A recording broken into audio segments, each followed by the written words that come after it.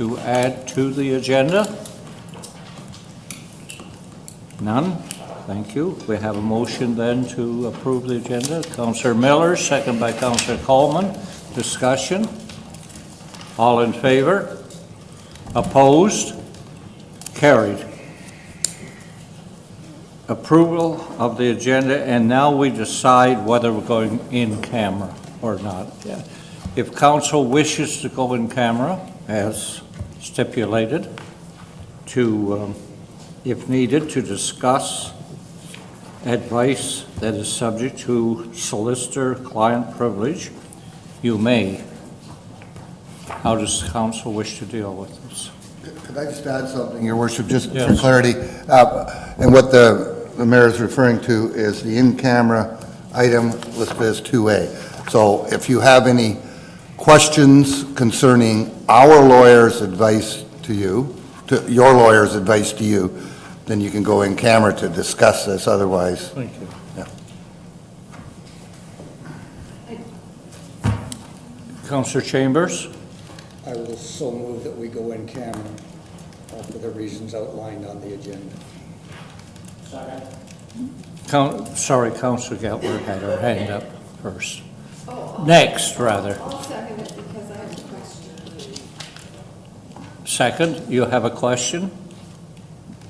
Yeah, in-camera question. Thank you. All in favor, going in camera? Opposed? Carried, correct? Which means our guests will need to withdraw. Councillor Cardy, please. This time, Your Worship, I'd like to declare pecuniary interest.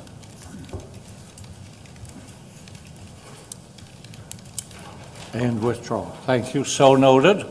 Thank you. Okay, so just for We our have a guests, number of rooms. We have a couple of rooms, a few rooms back here, right? Those that are going to stay, you want to come out? Yeah, some people can go in the session just prior, and indeed, that is why we're allowed to return, and thank you for doing that. So we are in open session, and the next item of business for the council is the appeal from M.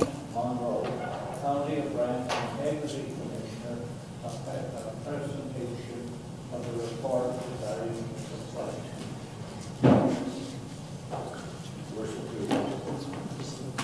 Yes. Before proceeding, Councilor Ballmer. I would like to declare a conflict, Your Worship. Councilor Ballmer declares a conflict of interest and withdraws from the consultation. Welcome, please proceed. Your Worship, I don't intend to walk through the entire report. You've all had a copy of it. Simply to speak to my recommendation, my final recommendation, and then to take any questions from any members that have questions.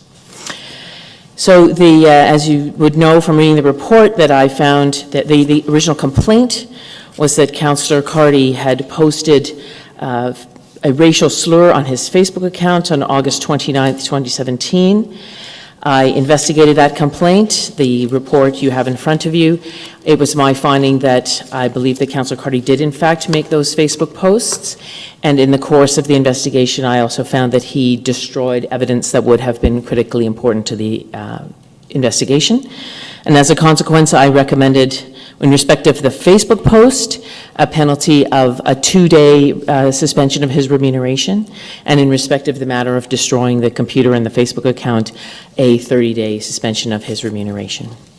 So are there any questions, Your Worship, from yourself or members of council? Members of council, any questions? Councillor Chambers. Thank you, Mr. Martin, through you to the Commissioner.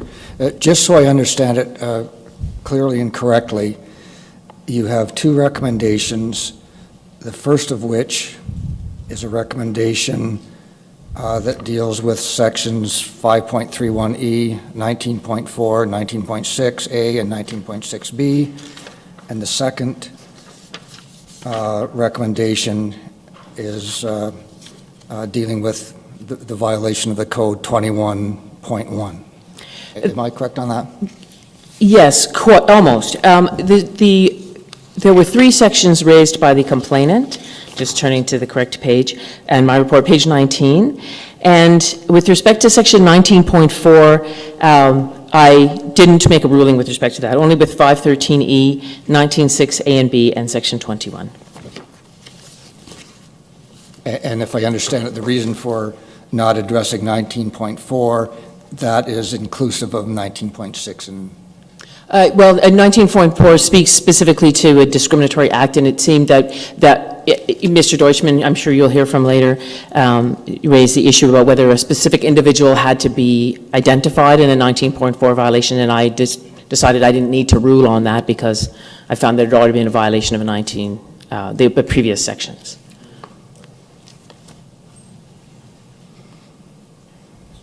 Any other member?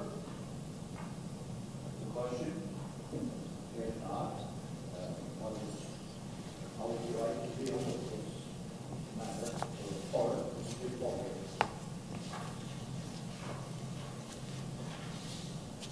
Mary, I think we need to, in fact, we've done it ourselves, so I just wanted to just...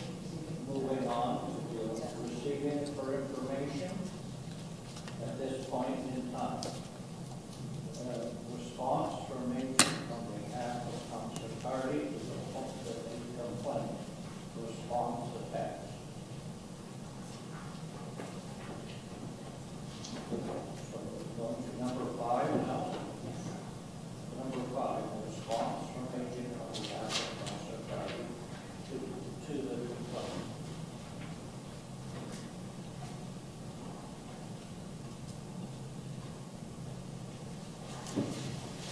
Thank you, Your Worship. Please proceed with your Thank you.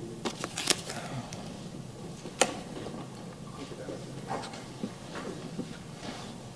should just be able to tuck it in there. Sorry.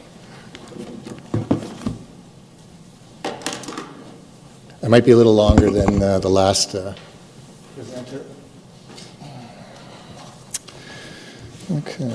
First of all, Your Worship, councillors, staff, and members of the public, and Madam Integrity Commissioner, I want to thank you for the opportunity to say a few words on behalf of Councillor Carty in response to the Integrity Commissioner's report. You will have before you Councillor Carty's lengthy response to a variety of aspects with respect to the report presented by Ms. Monroe.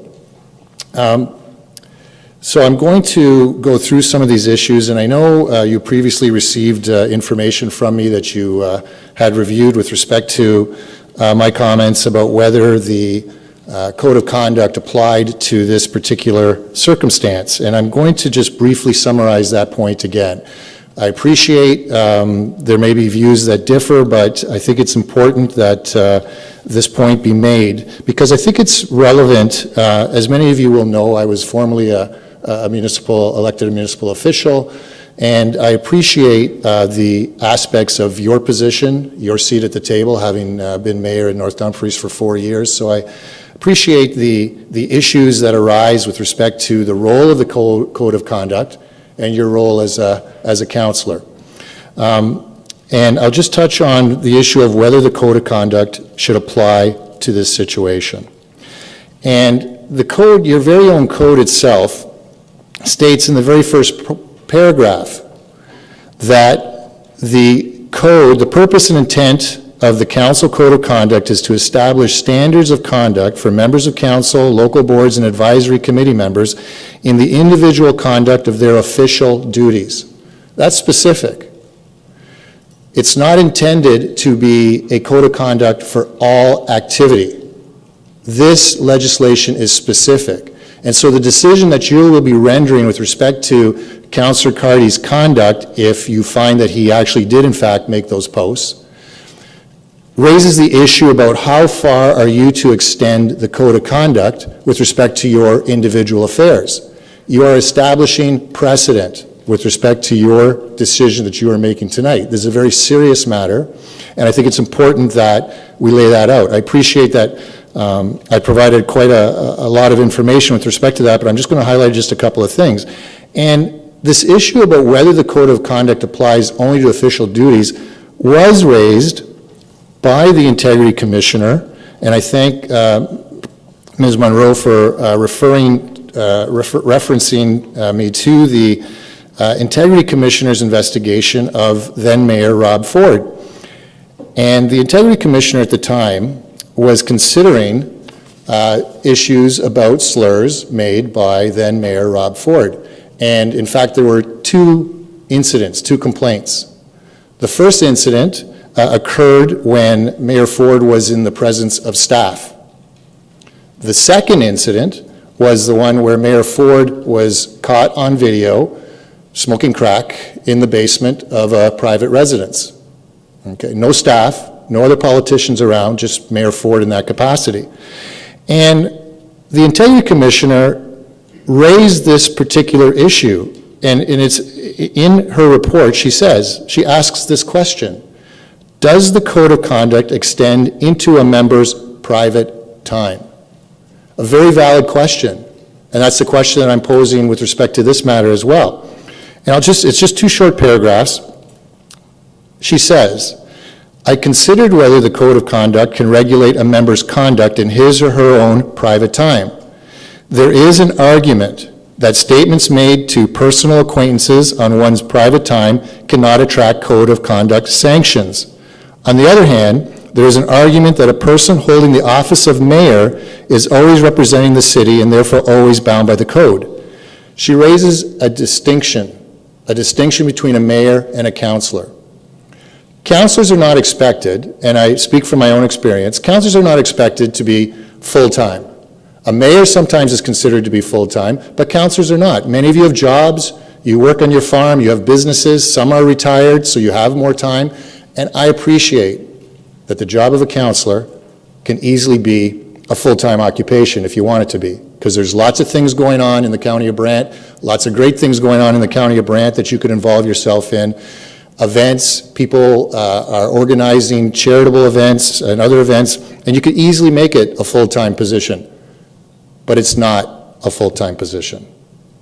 And so that was the issue that she had to deal with. Now, unfortunately for us, she didn't come up with an answer to that question that she posed, because she said, I've concluded that in this case, I do not need to decide the reach of the code of conduct into one's personal time, because the activity that occurred on March 17, 2012 happened in the presence of Mr. Ford's city staff. And back to your own code of conduct, I point out it talks about conduct of their official duties.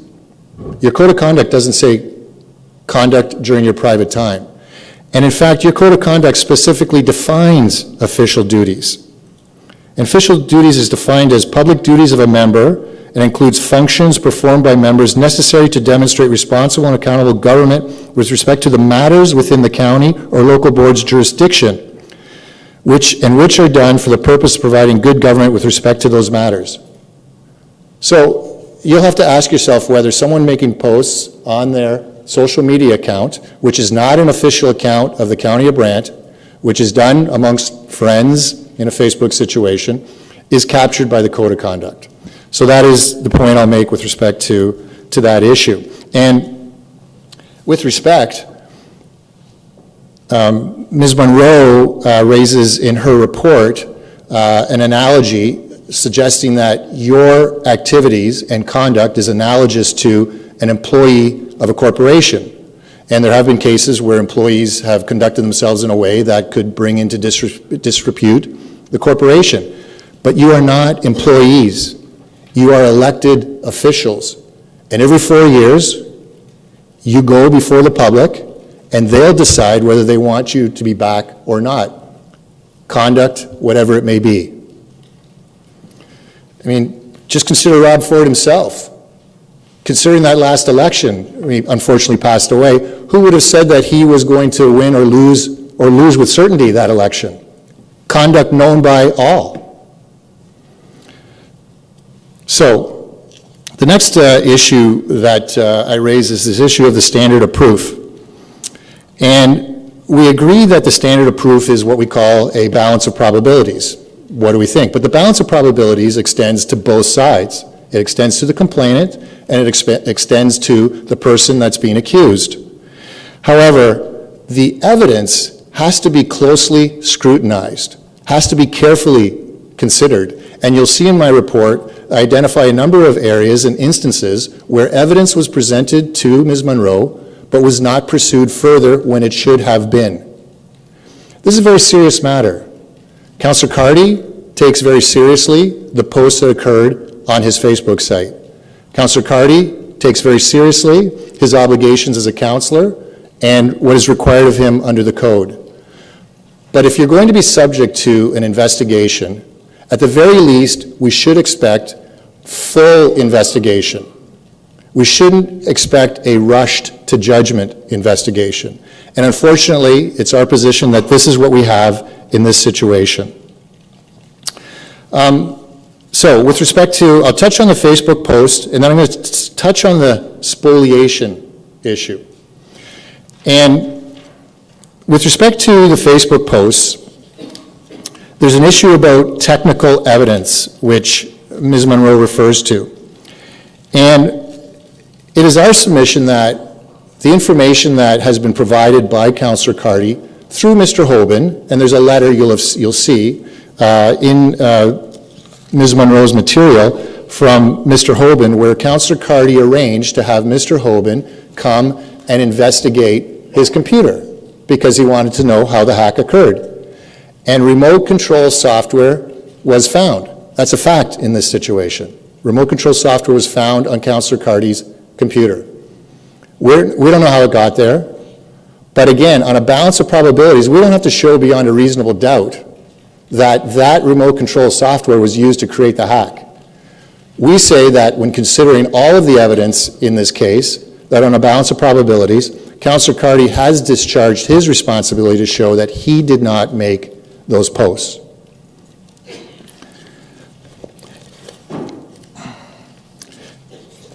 It's interesting, Ms. Monroe talks about the issue of technical evidence, and there's a company called IBC Computers. And some of you may know the company. It's a company that Councillor Carty uses with respect to his work. And during the examination of Councillor Carty, and I just want to point out one thing, we insisted that the examination be held with a court reporter because I felt it was important that there be a proper transcript of the answers and the questions and answers given through that process rather than relying on handwritten notes. And you'll see in our report that there were instances where evidence was provided by Councillor Carty, which should have been, again, pursued more fully by Ms. Monroe, but was not. And if that information had been pursued more fully, it would have provided more evidence with respect to what happened and what transpired. But IBC Computers, again, Ms. Monroe talks about the technical evidence, and we had provided Ms. Monroe with the contact information for IBC Computers. We were informed by email in March, the beginning of this month, that Ms. Monroe had contacted all the people that we had provided information for. I was shocked to find, when I read her report, that she had not spoken with IBC Computers when we were led to believe that she had. If technical evidence is important in this case, how could IBC Computers, who played a relevant role, an integral role with respect to the computer itself, not have been contacted? I raise these issues because, as a council, you are receiving the report of the Integrity Commissioner. The Integrity Commissioner fulfills a role that's similar to any other staff person that assists you in your duties. You can decide to accept the recommendation. You can decide to not follow through with the recommendation. That is your purview. You are not bound by any of the recommendations or the findings itself made by the Integrity Commissioner. You can receive the report and decide to take no action with respect to the matter. That is your purview. That is what you're entitled to do. And if I'm wrong with respect to anything I say, I know you have able counsel here that will guide you through this process as well. So, then we have the issue of the disposal of the computer. Councillor Carty explained what occurred, but we should note that Councillor Carty took the time to have someone come in to examine his computer. He asked Mr. Hoban. Now, we appreciate, and I appreciate, that this is a township staff person who has been brought in to take a look at the computer. And after the initial investigation, we agreed that Mr. Hoban should have no further involvement because of the delicate situation that puts Mr. Hoban in. But at the end of the day, Mr. Hoban did take a look and did make findings with respect to what he saw on that computer. And I just want to note in the email that he provided, which was a to whom it may concern, and I had asked him to provide us with just some of his comments. And he completed his review. He said, I found remote control software that had been installed on this computer, allowing attackers to gain control of his computer without authorization. This is Mr. Hoban's words, not any words that were provided to him. And Mr. Hoban's evidence is relevant evidence. And I say it's relevant because he's not one party, he's not the other party. He is a staff person, an independent staff person here at the county who is taking a look at it and providing his information. He said, using social engineering, actors sent Mr. Carty several documents which probably contained malware, which opened the door for remote code execution to install or provide the method to install remote control software.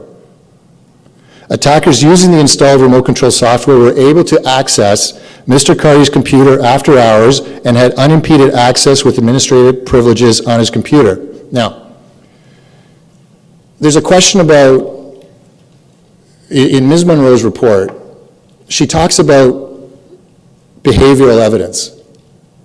She's talking about getting into the mind of a hacker. I suggest to you that this is inappropriate for an integrity commissioner to offer opinion evidence about what she thinks a hacker would or would not do.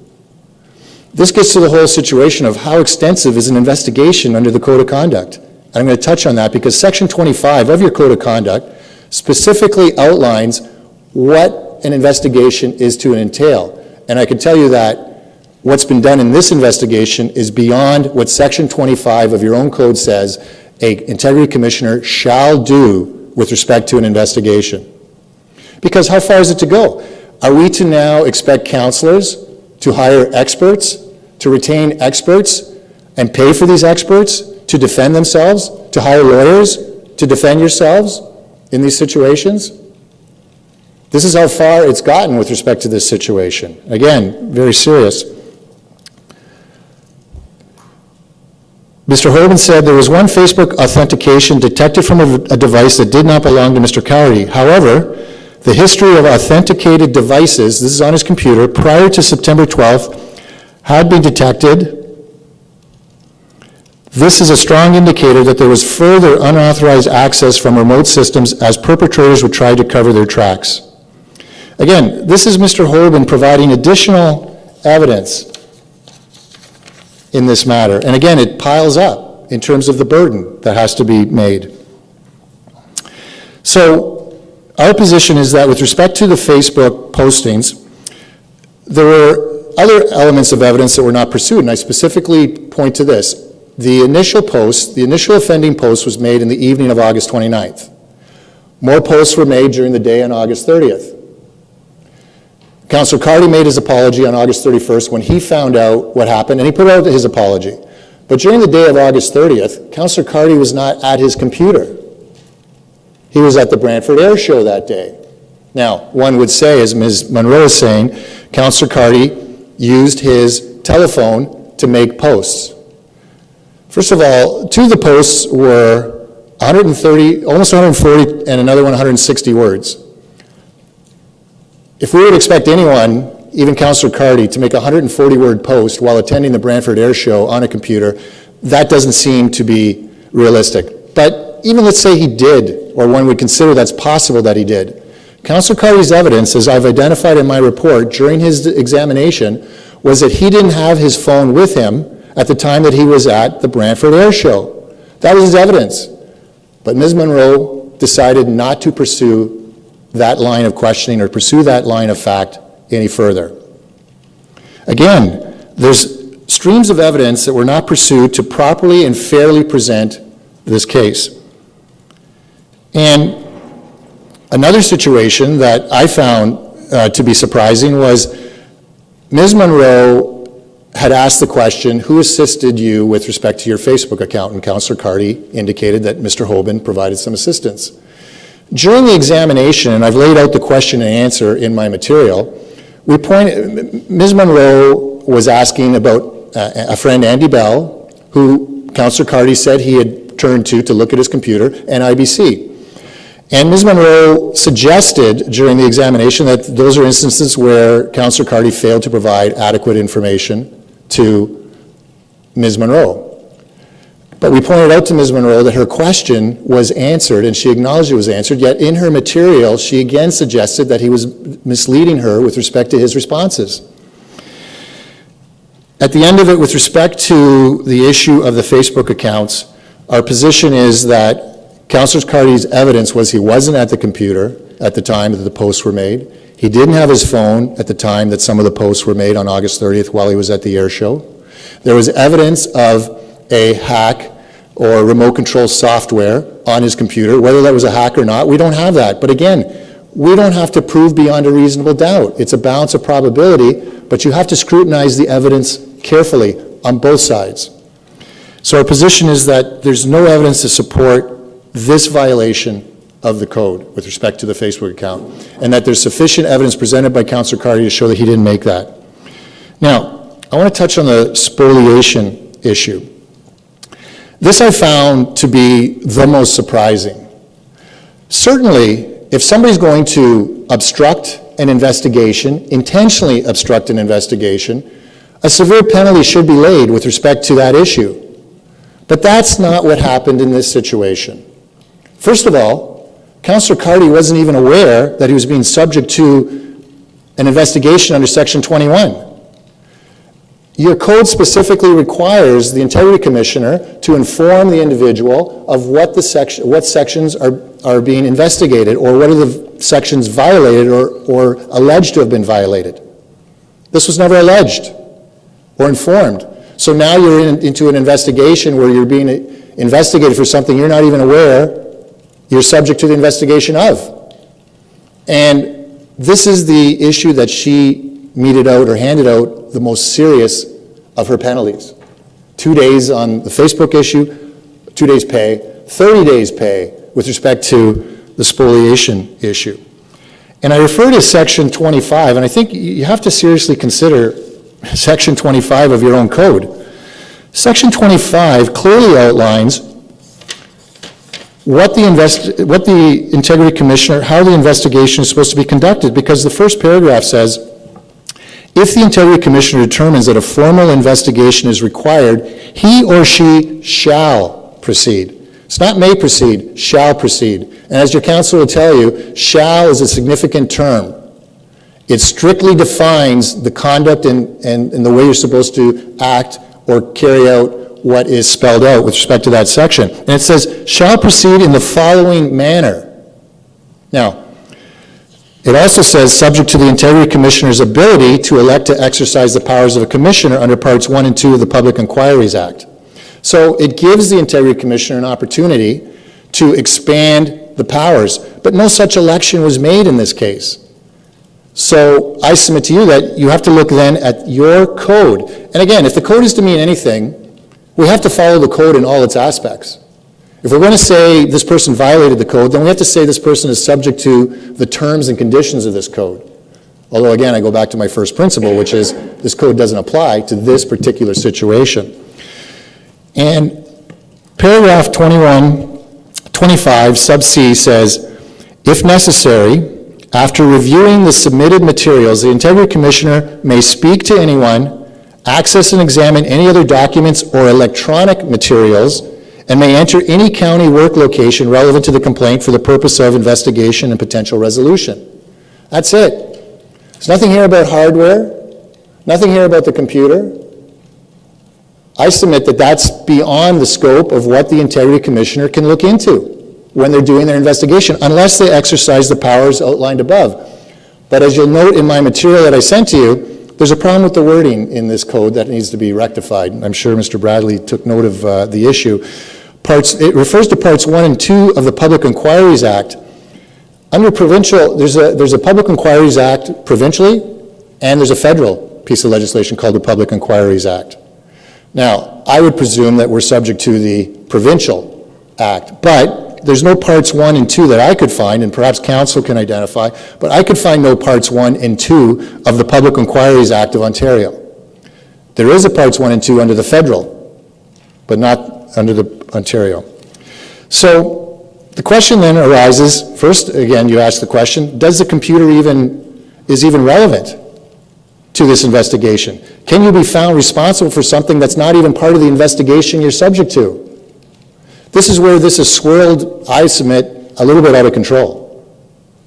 And again, the person that's responsible for ensuring that the investigation is carried out in accordance with the terms and wording of your code of conduct is your integrity commissioner. Councillors won't know precisely what is part of the investigation. The complainant won't know what is part of that investigation. We all rely on the integrity commissioner with respect to this. And this is a brave new world with respect to codes of conduct and all of that. I mean, think back 4 years. What code of conduct complaint were you dealing with? I can tell you I've dealt with 4 of them in Cambridge in the past year. Nothing prior to that. So it is a brave new world, and I appreciate that it's a learning process for everybody. But let's say that the material is relevant, that the computer is relevant, okay? At no point was Councillor Carty told that he had to preserve the computer. Think about it. Councillor Carty, subject to the hack, contacts his friend Andy Bell to come take a look at his computer, which is, again, his sworn testimony, and I've identified that in the material, receives the complaint, and in the complaint itself, the Integrity Commissioner makes no reference in her cover letter to preserving any material or any computer. She talks about looking at documents and evidence, but again, that's not the proper wording. It's documents and electronic materials. So there's no computer reference in her own letter to Councillor Carty. And I would submit to you that if the information or the computer is relevant, then the Integrity Commissioner, who is the experienced person in this investigation, guiding counsel, helping the complainant, helping the person accused, because there is some help that she has to provide some guidance with respect to this process. It's new to everybody, because it's not contemplated everybody's going to get a lawyer to assist them. But there's no assistance or suggestion that the computer should be maintained. And so Councillor Carty discarded it. Why? Because he was having problems with it. He went to IBC Computers, he was guided by them and disposed of the computer. But not before he had Mr. Holben come and check his computer. The characterization of Councillor Carty in this material is like he's a thief in the night. And I find that offensive. On his behalf, I find that offensive. The characterization that is being made with respect to Councillor Carty in this material. And it was most offensive to see the most serious of penalties handed out with respect to this issue for something that I submit the Integrity Commissioner didn't even identify as relevant to be maintained. So, it's our position that how can you have a violation under Section 21? How can you say Councillor Carty obstructed the investigation? You have to show that he intentionally obstructed the investigation. Sure, he intentionally destroyed and disposed of his computer, but that's not the test. The test is you have to show that he obstructed the investigation, and there's nothing here to show that he obstructed the investigation. In fact, when you look at Section 21, Section 21 gives a few examples of where obstruction could occur. And it says, for example, providing inaccurate or misleading information to the Integrity Commissioner, refusing to answer inquiries, or by the destruction of documents or the erasing of electronic communications. Now, the computer's not contemplated in this. The computer is not even mentioned in here. It mentions electronic communications. Well, one might say, well, he erased his Facebook account. He destroyed his Facebook account. Well, at that point, all the Facebook material is provided by the complainant. So we had all the Facebook postings that were relevant to this situation. The Integrity Commissioner says, well, I can't determine then what the IP address is for the person that made the posting. True enough, but Councillor Carty, like any other person, like we read in the press today, is deleting Facebook. He deleted his Facebook account because he had enough. He was subject to a barrage of people suggesting, yes, you posted it, even though he had made his apology. And I just want to say, with respect to what is the right conduct, it's well understood that we're not always going to act in the exact right way. We're going to conduct ourselves a certain way, and sometimes we're going to take steps that, in hindsight, are not the appropriate steps. And one could say Councillor Carty's comments about his IT department and all of that were not appropriate, and Councillor Carty acknowledged that those were not appropriate. But you have to put yourself in that situation where you have this swirl going on. And Ms. Monroe suggests that a reasonable person in Councillor Carty's position would have replied that he was in the process of finding out what had happened rather than make two different untrue statements. If he'd have posted, I'm in the process of finding out what's happened, that would still result in recrimination from other people on Facebook. So again, Councillor Carty acted in what he thought was the most honorable way to assist, to resolve this problem, to try to come to a finding. He respects the process, but at the end of the day, when you consider all of his conduct, and I commend to you my report, which outlines more of the evidence than what is in the Integrity Commissioner's report, you will see that his conduct did not result in a violation with respect to the Facebook posting, because there is serious doubt. As he has maintained, he did not post that. And with respect to the spoliation issue, to suggest that he intentionally obstructed an investigation, and note, Ms. Monroe said it's reasonable to infer that he obstructed by the mere fact of the destruction of the computer. That is not a valid test. And again, if you're accepting that, you're accepting a precedent that is setting a standard that is far too low and unfair when you consider the circumstances and the facts in this case, where Councillor Carty cooperated throughout, assisted where he could, but took steps that he thought were reasonable in the circumstances, and now is being punished with the most severe of penalties for something that he wasn't even aware that he was being accused of, and certainly never intended to obstruct this process.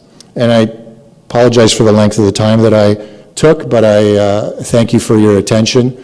And if you have any questions, I'm more than happy to answer those questions, Mr. Mayor. Thank you. Questions by members of council, please. Councillor Powell. Through you, Mr. Mayor, the delegation, on your first point that you made, if I go to social media, address a particular individual, and I make a comment, and the person knows who I am, how does that person know I'm speaking as a private citizen, or I'm speaking from my position as a councillor of Brant County? Sure. Very good question. First of all, and you're deciding whether that is captured by your code of conduct, correct? I'm just trying to clarify your question. No.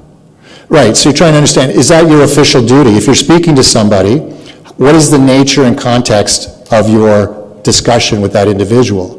Is it a constituent who is asking you a question as councillor for your particular ward and you're responding? Is it a friend who you're having banter with? It depends on the context, I would suggest, with respect to that. First of all, in my opinion, if it's not an official Councillor Powell Facebook site, I question whether the code of conduct applies, because while I appreciate you have a code of conduct, the code of conduct is not intended to capture all activities 24/7 of a councillor. It is specific to what it captures, and it outlines that. It doesn't say everything including this. It says this, official duties, and defines official duties. So I would say it depends on the context of the conversation that you're having with respect to that individual. And like, what is the relationship? What is the question answer that's being put out there? And then again, is it really captured by this? Because remember, at the end of the day, at the end of your 4 years, your constituents are going to decide whether they like you or not, whether they like the conduct that how you comport yourself, how you carry yourself out, and whether they're going to re-elect you or not. That is the difference that we're dealing with here. This code of conduct predominantly deals with interaction that happens, let's say if you're at an official event where you're speaking to a group of people, or your interaction as between yourselves, your staff and you, members of boards that are boards of your county. That's really what this is looking to capture, the code of conduct. It's specific with respect to those areas. If there's a complaint about what you're saying, there's a human rights code that a person can turn to if they want to file a complaint. And your code of conduct says this is something that's in addition to these other codes, the criminal code, human rights code. It's not there to supplant or replace those things. And in fact, your code suggests to the Integrity Commissioner that she should be referring people to those codes first before deciding whether to investigate under the code of conduct. Anyone else? Thank you, Mr. Chair. Through you to the presenter, I have a question for clarification, if I may. Sure. When we get elected, we have an oath that we swear to. Yes. Can you tell me if that oath is only good in standing for being a councillor, or is it an oath that's good in standing for our procedures and our performance out in the public? I don't have the code. I don't have the oath, so I don't know what the oath says exactly. But I don't recall the oath saying that. I mean, you would have to present me with the oath for me to comment on that. And again, this is not an investigation under the oath, and the oath is not mentioned anywhere in the code of conduct.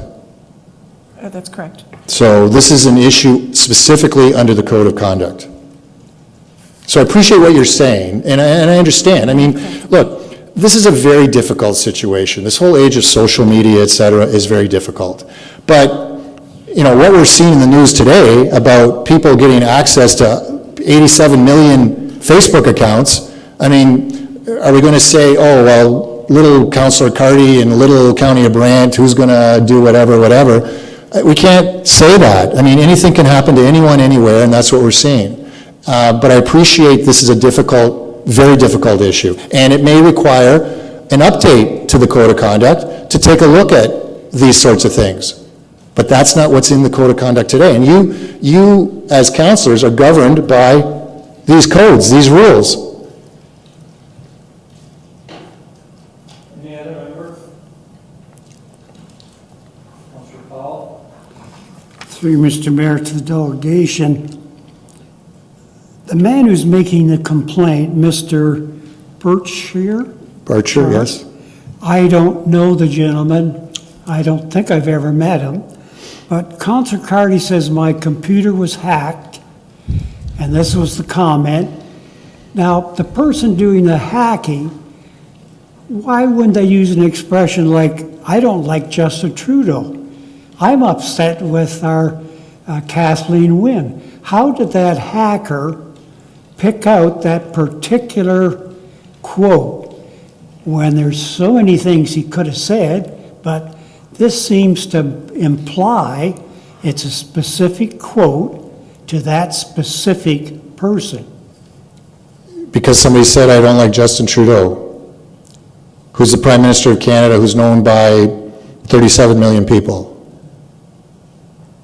So, see, again, this is where I respectfully submit that when you start to say the mind of the hacker, this is not appropriate to an investigation. It's not appropriate. To say, why would the hacker post during the day? I don't know why people do what they do. That's really not relevant. It's what is the information? What are the facts that have been putting to you? Those are not facts. To try to understand, in fact, Ms. Monroe even attempted to ask Councillor Carty, why would a hacker blah, blah, blah? Well, again, we didn't answer that question because it's not relevant. It's not relevant.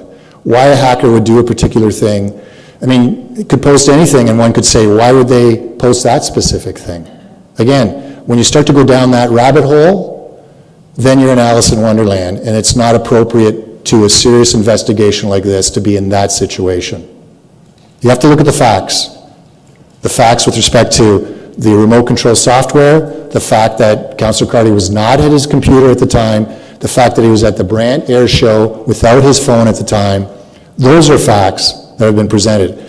If they haven't been explored further, and they should have been, because we would have been further vindicated on those points, they would have shown Councillor Carty couldn't have made those posts and didn't make those posts. I mean, people get duped by con artists and other people all the time. Someone could pick up the phone and say, I'm your grandson, I'm in jail in Quebec, I need bond money. And someone else, after the fact, will say, oh, why would you have given them $3,000? Why would you have given them $10,000?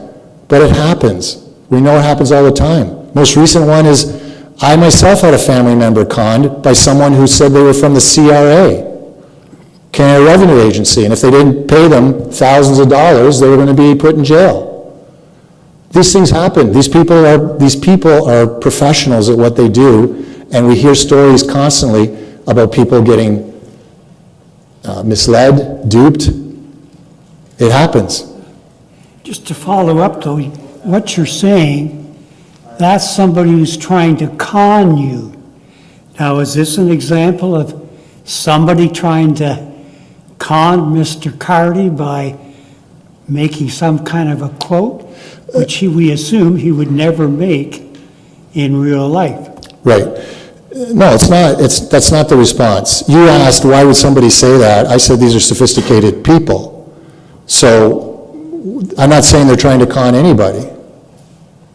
I'm just saying a hack was made. The information there you suggest is close to something perhaps Mr. Carty would say, I don't know, or anyone else here would say. I hear lots of comments about Justin Trudeau these days, Kathleen Wynne, Doug Ford, just to be balanced. But, we hear all sorts of comments made by people about those things. They're not all out to con. Why this hack was made? Was it to embarrass Councillor Carty? One could say that's the motive with respect to the hack. And that would be a relevant motive. But we didn't proffer any reasons for these hacks. We didn't say, well, Councillor Carty's running for mayor and somebody wanted to set him up. We didn't say that, and we're not saying that. But when you start going for motives and you start suggesting motives, I mean, anything can happen, and that's why I say it's a rabbit hole, it's an Alice in Wonderland situation, and it's not appropriate. Because, this is the code of conduct. Are you expected to have the Grand Inquisition every time something happens? It seems to me that it starts to run amok. And we have to have some proportionality here with respect to these issues. And where do you draw that line? It's very difficult. And I appreciate the difficulty that the Integrity Commissioner is in when she's trying to investigate these things. So I have sympathy for that, but I don't have sympathy for some of the things that I've highlighted with respect to what I feel are lacking in the report that she's provided. Any other member have a question? Councillor Simon? Mr. Mayor, I do have a question, but I'm trying to locate it in our Integrity Commissioner's report. What's it about? It's about further comments that have been made on the computer regarding these words. And Yep. I can't find it in the pages, but I did read it. If you go to 14, I think it says behavior of Councillor Carty, page 14.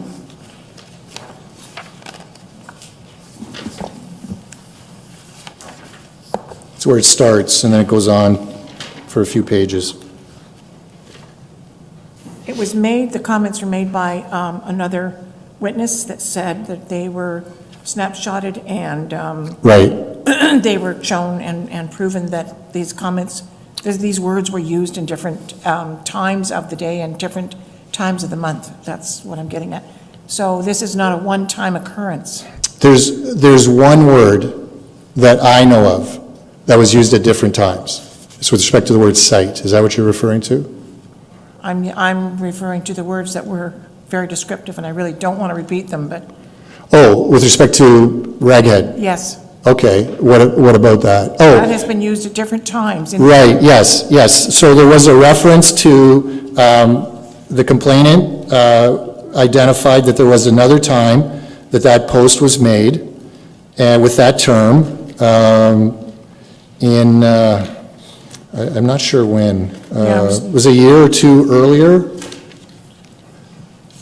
Right, and Councillor Carty said it wasn't him. He acknowledged the posts that he had made very clearly, and he acknowledged the ones that he did not make. And he did not make those two posts. Thank you. Any other member have a question? That concludes Councillor Simons.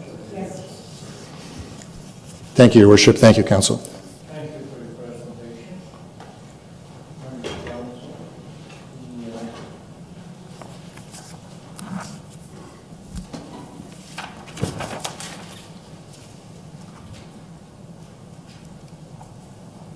Question is, does council wish now to go into in camera or not? So if not, we'll move on to 7. If you wish to go in camera for discussion, you can make that decision now. What do you wish to do? Councillor Simons? Mr. Mayor. And this could be out of order, I don't know, I'm just asking. Would it be appropriate if we were to ask the Integrity Commissioner to come back and give her side of what we've heard, or is that inappropriate? I don't know. I don't know, I'm asking. Are you asking a question? Yes. I haven't got the answer, so I'm asking someone. What is the question? She's asking if we can ask the Integrity Commissioner to come back and respond to the comments.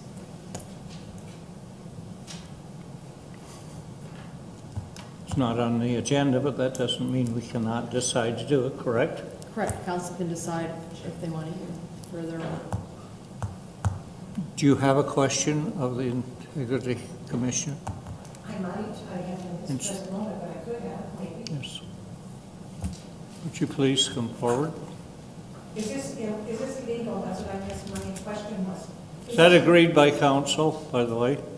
Sorry, just a moment, please. Councillor Chambers. Point of order, Mr. Mayor, and you can decide the point of order, but if we get into a response to a response, then you're going to open up a response to that response, and it can never end. And I believe that it would be out of order to have a response of a response, and both parties have had the opportunity to make a submission, and I think that procedure would dictate that should suffice, but it's your ruling. Thank you. In other words, if we're going to do that, would we require a motion to do it? So it could be debated. Anyone? If not, we'll proceed to number 7. Consideration of report re-complaint 1002-70.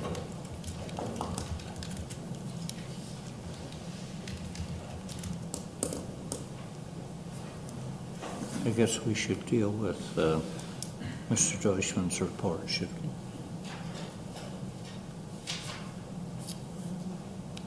Yeah, I guess we can receive his response. But that's all we really do at this point.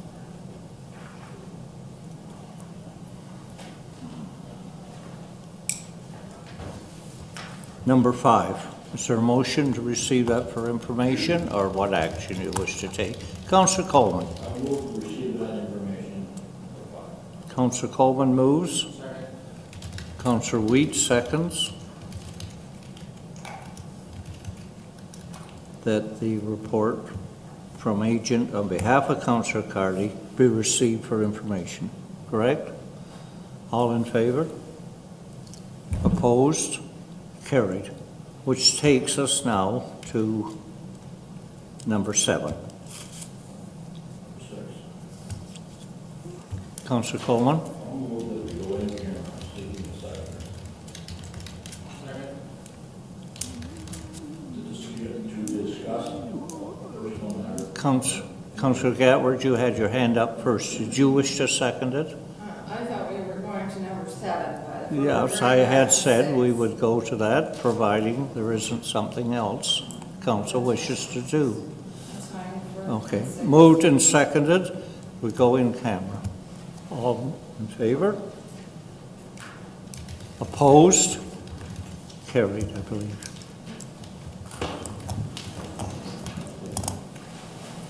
Thank you. Chambers, please. Mr. Mayor, if there are no objections, could I request that the recommendations of the Integrity Commissioner be dealt with individually? In other words, the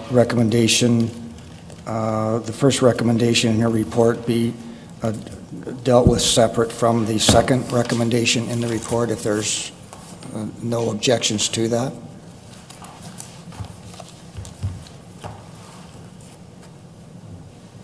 The request is that the integrity investigator.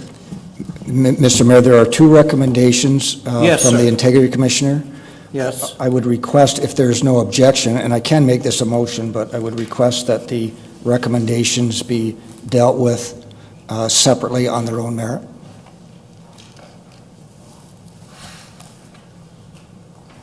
One on page 22, one on page 23. And you wish those read? Considered separately. Pardon? You would like them considered separately. Separately, so we'll deal with the one on page 22, recommending a penalty on Councillor Carty of a 2-day suspension of remuneration for the posting of inappropriate language on Facebook before council.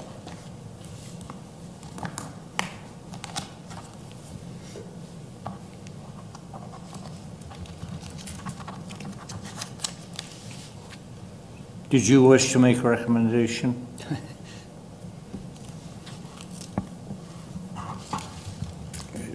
Yes. Mr. Mayor, I'll be the intrepid one. Mr. Mayor, I'll move that I'm going to start with the last recommendation. I'll move that The second one first? the recommendation that's worded, I recommend that council impose a penalty on Councillor Carty of 30-day suspension of remuneration for the destruction of evidence in this investigation. I will move that no action be taken on that recommendation. Received, and no action taken. Seconded by Councillor Coleman. Discussion by members of council. Councillor Chambers. And I believe it's appropriate for me to give the reasoning that I have for that resolution. I believe that deals with section 21.1 of our Code of Conduct, which is not part of the complaint that is filed before us, which is outlined on Appendix A of her report, which specifically identifies the violations of the Code of Conduct to be 15.3E, 19.4, 19.16A, 19.16B of our Code of Conduct. Questions by members of council? Councillor Powell? In the Integrity Commissioner's investigation of the complaint, as she proceeded into it, the part that Council Chambers just mentioned, I believe came into play, and it was part of her investigation to follow up on that particular item. Thank you. Anyone else? Councillor Gatworth? Well, I believe that the reason the Integrity Commissioner introduced the breach of the code for section 21.1, because there was an obstruction throughout her investigation. Yep. And I believe that's why this is in here. I would expect that the Integrity Commissioner would have to submit a second complaint against the counselor for this particular item. when it can be done all at the same time. And I believe that the integrity commissioner truly demonstrated that this was happening, that there was interference, whatever you want to call it. We had one counselor who declared conflict and left because Yes. he was uncomfortable because this matter had been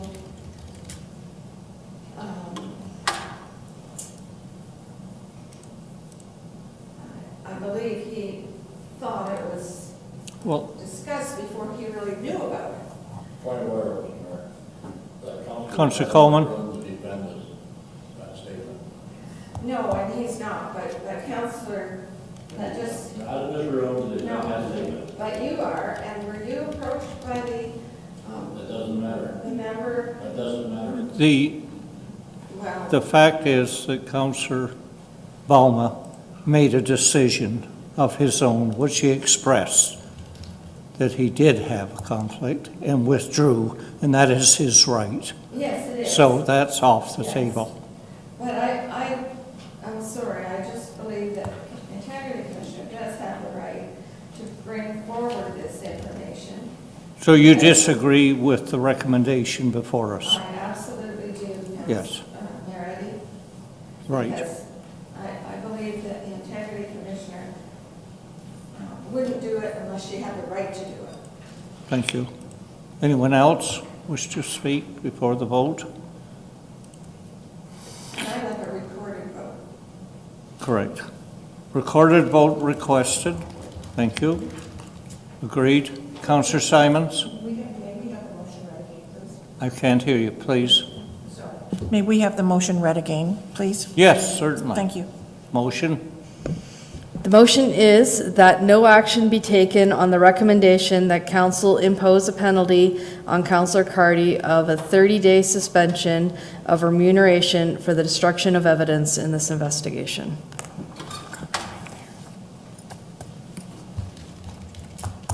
Any further comment? If not, all in favor?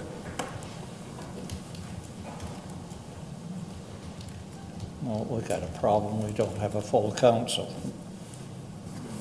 Thank you. Opposed?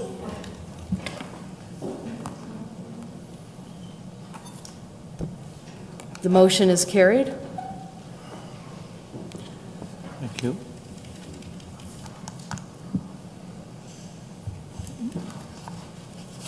First recommendation, is there a motion regarding that?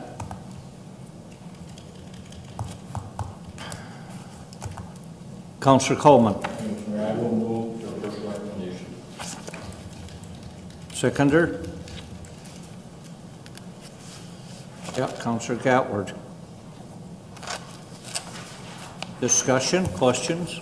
Members of council? Any? Councillor Wheat? I'll have a comment.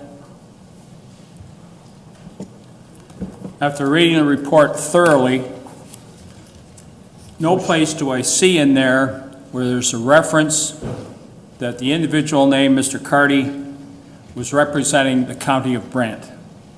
I feel that what he did, if he did, and I'm not saying whether he did or whether he didn't, Yes, sir. but I'll suppose that he did, then he did that on his own time and not when he was representing the county of Brant in an official capacity.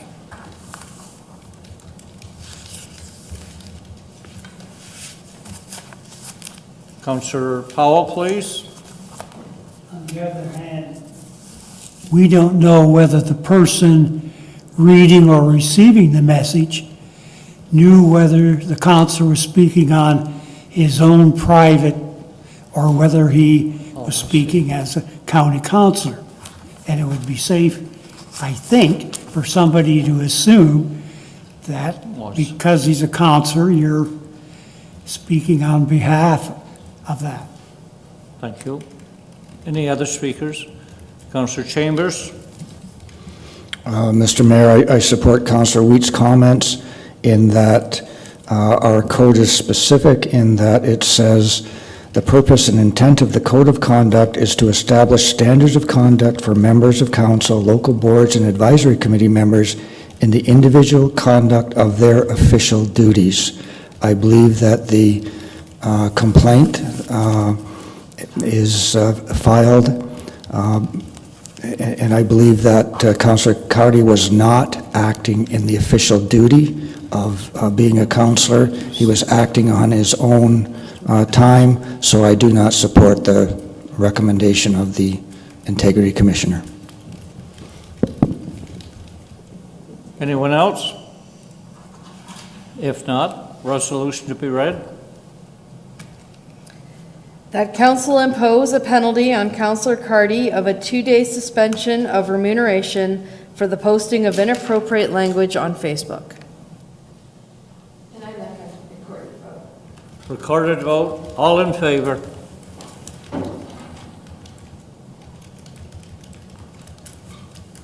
Thank you. Opposed? The motion is carried. Thank you. Other business before the council? None? Motion to adjourn.